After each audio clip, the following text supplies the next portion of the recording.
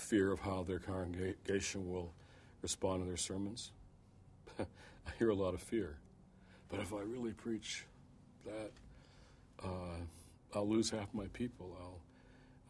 They'll leave, or I'll lose my donors, or they're split politically, and I'll lose this side or the other side.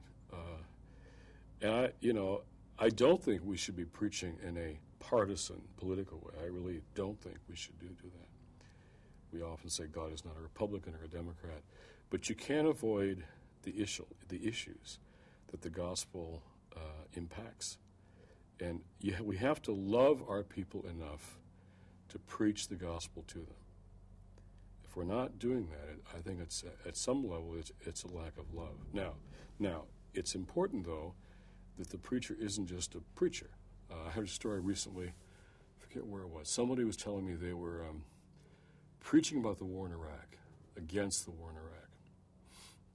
And afterwards, one of his key church leaders on the vestry or something said, "I was so mad at your sermon this morning, so angry. I almost stood up in the middle of a sermon and just yelled at you, bullshit." He said, "Well, why didn't you?" He said, "Because you spent night after night after night with me and my wife when she was sick. So that's why I didn't." So, the preacher has to be a pastor to her people, his people, but then I think you've got to preach. You be with the man and his wife in her illness, but then you tell the truth about the war in Iraq when you have to do that. So that's a tough thing, and a lot of people are just afraid of. They should not split their congregations over prudential political disagreements.